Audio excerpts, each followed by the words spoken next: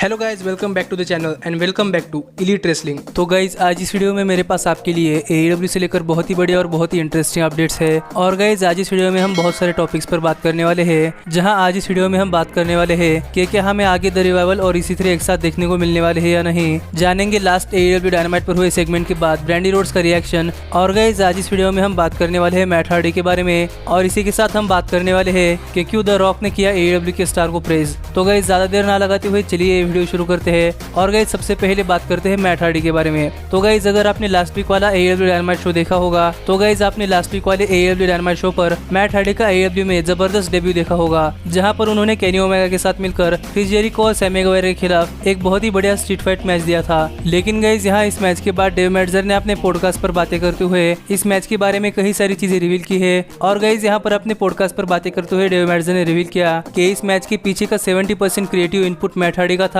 और गाइज यहाँ इस मैच में जो मैट हार्डी ने अपने कैरेक्टर्स चेंज किए हैं, वो कैरेक्टर्स चेंज करने का भी आइडिया मैट हार्डी का ही था। और गाइज यहाँ इसी पॉडकास्ट में इस मैच के बारे में बात करते हुए डेव मेल्ट्जर ने कहा कि AEW के पास फ्यूचर में मैट हार्डी के लिए बहुत ही बड़े बड़े प्लान्स होने वाले हैं, जहाँ पर हमें फ्यूचर में मैट हार्डी के ब्रोकन कैरेक्टर के बारे में बहुत सारी चीजें जानने को मिलने वाली है। और यहाँ पर फ्यूचर में AEW कंपनी में ब्रोकन मैट हार्डी का गिमिक बहुत ही टॉप लेवल पर होने वाला है। और गाइज यहाँ पर ये सारी चीजें डेव मेल्ट्जर ने अपने पॉडकास्ट पर रिवील की है। तो गाइज हम मान सकते हैं कि आगे चलकर फ्यूचर में मैट हार्डी के साथ AEW में बहुत सारी अच्छी चीजें होने वाली है। और यहाँ AEW कंपनी में मैट हार्डी का फ्यूचर बहुत ही ब्राइट और बहुत ही सिक्योर होने वाला है, जहाँ पर हमें मैट हार्डी बहुत ही बढ़िया तरीके से एंटरटेन करने वाले हैं। लेकिन गाइज अब हम आगे बढ़ते हैं और बात करते हैं हमारी अगली अपडेट की, और जानते हैं कि लास्ट वीक वाले AEW डायनामाइट शो पर जो सेगमेंट हुआ, जहाँ पर लांस आर्चर, ब्रैंडी रोड्स और Jake the Snake Robert involve थे, तो उस सेगमेंट के बाद ब्रैंडी रोड्स का इस सेगमेंट के बारे में क्या कहना है। तो गाइज अगर आपने लास्ट वीक वाला डायनामाइट शो देखा होगा तो आपने लास्ट वीक वाले डायनामाइट शो पर ब्रैंडी रोड्स और जैक द स्नेक रॉबर्ट का एक बहुत ही बढ़िया सेगमेंट देखा होगा, जहाँ पर लांस आर्चर का मैच खत्म होने के बाद ब्रिट बेकर ने ब्रैंडी रोड्स पर हमला किया था। और यहाँ आगे जब रिंग में ब्रैंडी रोड्स बेहोश पड़ी थी, तब वहाँ जैक द स्नेक रॉबर्ट ने रिंग में आकर अपने सिग्नेचर स्टाइल में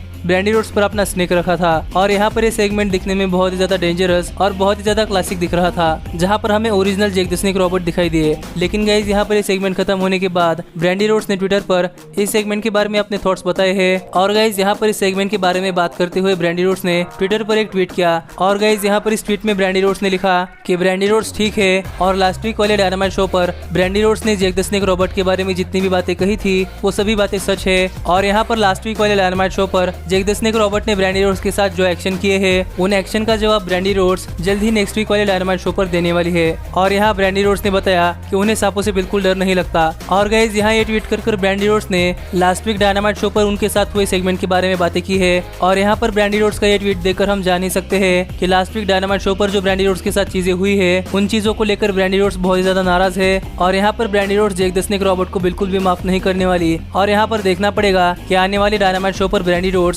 जैक द स्नेक रॉबर्ट के साथ क्या करती है, क्योंकि यहाँ पर ब्रैंडी रोड्स ने जैक द स्नेक रॉबर्ट को एक और बार से वार्न कर दिया है कि आने वाले डायनामाइट शो पर Brandi Rhodes Jake the Snake Robert के खिलाफ बहुत ही बड़े एक्शन लेने वाली है। तो गाइज देखते हैं कि नेक्स्ट वीक वाले डायनामाइट शो पर Brandi Rhodes Jake the Snake Robert के साथ क्या करती है।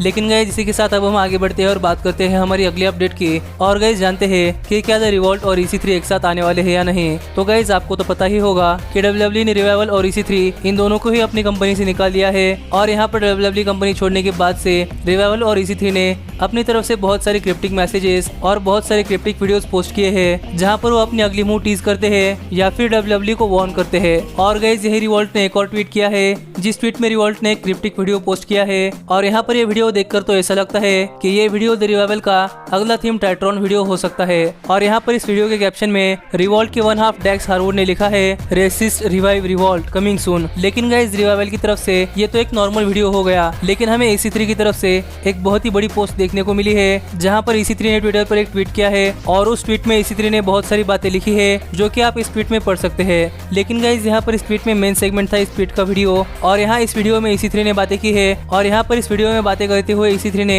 अपने आप को और द रिवॉल्ट को एक साथ अलाइन करने के बारे में बातें की है। और यहाँ पर आप भी ये वीडियो सुनना चाहते हैं तो गाइस आप ये वीडियो सुन सकते हैं। Dependable, steady, reliable. Define teamwork, putting an objective over the accomplishment of the individual. Define tag team. 2 singularities, 1 vision. Boots, trunks, fists, no flips, the classics never die. Masters of the lost art of applying complicated formulas executed to precision.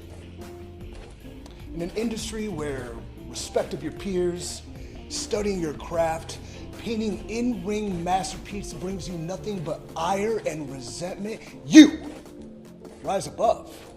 FTW. No. FTR. Fear the revolt. Their names are Dax and Cash. And you've been warned. Guys यहाँ पर इस video में EC3 ने revolt को बहुत ही बढ़िया tag team बताया है और EC3 भी वार्न कर रहे हैं कि लोगों को रिवॉल्ट से बचकर रहना चाहिए। और गाइज यहाँ पर इसी ट्वीट में EC3 ने एक और बार रिट्वीट किया है, लेकिन यहाँ पर EC3 ने इस बार इस ट्वीट को रिवॉल्ट के दोनों मेंबर के साथ टैग किया है। और यहाँ पर सरप्राइजिंगली इस ट्वीट पर रिवॉल्ट के 1/2 कैश व्हीलर का रिप्लाई आया है और यहाँ इस रिट्वीट में कैश व्हीलर ने भी EC3 को प्रेज किया है और यहाँ कैश व्हीलर भी कह रहे हैं कि वो EC3 के साथ है। तो गाइज यहाँ से ये चीज स्पेकुलेट हो रही है कि हमें आगे चलकर EC3 और रिवॉल्ट एक साथ देखने को मिल सकते हैं। और गाइज यहाँ पर EC3 और रिवॉल्ट एक साथ आ गए तो गाइज ये ट्रियो बहुत ही जबरदस्त ट्रियो बन सकती है। लेकिन गाइज मुझे यहाँ पर लगता है कि यहाँ पर ड्रेक मैड्रिक भी बहुत पीछे नहीं रहने वाले और यहाँ पर हमें EC3, ड्रेक मैड्रिक और रिवॉल्ट की एक फैक्शन बनती हुई दिखाई दे सकती है। लेकिन गाइज यहाँ पर देखने वाली बात यह होगी कि ये फैक्शन अगर बनती है तो फिर ये फैक्शन किस प्रमोशन को ज्वाइन करते हैं। लेकिन गाइज यहाँ पर अगर आपने कैश व्हीलर का ट्वीट अच्छी तरीके से पढ़ा होगा तो गाइज आपने इस ट्वीट में देखा होगा कि इस ट्वीट में कैश व्हीलर ने लिखा है रेवोल्यूशन इज कमिंग। और आपको भी पता होगा कि यहाँ पर ऑल एलीट रेसलिंग का एक पेपर-व्यू है जिसका नाम ऑल एलीट रेसलिंग रेवोल्यूशन है। तो यहाँ से एक और स्पेकुलेशन आती है कि हमें रिवॉल्ट और EC3 AEW कंपनी में देखने को मिल सकते हैं। लेकिन गाइस अब हम आगे बढ़ते हैं और बात करते हैं हमारी फाइनल अपडेट की और जानते हैं कि किस तरीके से द रॉक ने ऑल एलीट रेसलिंग के एक सुपरस्टार को प्रेज किया है। तो गाइस आपने अगर WWE के अपडेट्स फॉलो किए हैं तो गाइस आप ये जानते होंगे कि ड्वेन द रॉक जॉनसन का एक रियलिटी शो वापस आने वाला है जो कि है द टाइटन गेम्स। और गाइस यहाँ पर ये reality show Monday night raw के साथ हेड टू हेड कंपटीशन में जाने वाला है, जहाँ पर मंडे नाइट रॉ और टाइटन गेम्स इन दोनों ही शो का टीवी टाइम एक ही है और ये दोनों शो एक ही टाइम पर अलग अलग टीवी चैनल्स पर आते हैं। और यहाँ पर इसी शो को लेकर ऑल एलीट रेसलिंग ने ड्वेन द रॉक जॉनसन को कांग्रेचुलेट देते हुए एक ट्वीट किया है और यहाँ पर इस ट्वीट में ऑल एलीट रेसलिंग ने द रॉक को उनकी नए शो के लिए कांग्रेचुलेट किया है। लेकिन गाइस यहाँ पर इस ट्वीट में हमें एक और बात पता चली कि यहाँ पर इस रियलिटी शो में ऑल एलीट रेसलिंग की एक एम्प्लॉय भी हिस्सा लेने वाली है जो कि फॉर्मर WWE एम्प्लॉय और फिलहाल की all elite wrestling employ Dasha Kuret है। और गाइस यहाँ पर इस ट्वीट पर ड्वेन द रॉक जॉनसन का रीट्वीट आया है और यहाँ पर रीट्वीट करते हुए द रॉक ने डैशा क्यूरेट को बहुत ज्यादा प्रेज किया है। और यहाँ पर द रॉक का कहना था कि डैशा एकदम रिलेंटलेस और एकदम बैडएस कंपीटिटर है और यहाँ पर उन्हें इस रियलिटी शो में देखकर रेसलिंग वर्ल्ड बहुत ही ज्यादा खुश होने वाला है। और यहाँ पर रॉक को थैंक यू करते हुए डैशा ने भी रॉक को एक ट्वीट किया है जिस ट्वीट में डैशा ने रॉक को उन्हें प्रेज करने के लिए थैंक यू कहा है। लेकिन गाइज अगर आप डैशा को नहीं जानते तो गाइज मैं यहाँ पर आपको बता दूं कि डैशा एक फॉर्मर रेसलर रह चुकी है जो अभी फिलहाल में रिंग अनाउंसिंग का काम करती है। और यहाँ पर डैशा को WWE से रिलीज करने के बाद डैशा ने ऑल एलीट रेसलिंग साइन कर ली है और यहाँ पर ऑल एलीट रेसलिंग में डैशा टोनी शिवानी के साथ कंट्रोल सेंटर के सेगमेंट में काम करती है। तो गाइज यहाँ पर डैशा को एक रियलिटी शो में देखने में मजा आएगा जहाँ पर वो ऑल एलीट रेसलिंग को रिप्रेजेंट करने वाली है। और गाइज यहाँ पर आप देख सकते हैं कि द रॉक ने डैशा को प्रेज किया है। तो गाइज डैशा भी शो की बहुत ही जबरदस्त कंपीटिटर बन सकती है। लेकिन गाइज आज इस वीडियो में मेरे पास आपके लिए AEW से लेकर इतने ही अपडेट्स है। लेकिन अब मिलता हूँ आपसे अगली वीडियो में। लेकिन गाइज तब तक stay healthy, stay happy and keep watching elite wrestling. Hey, did you like that video? Click the screen for more.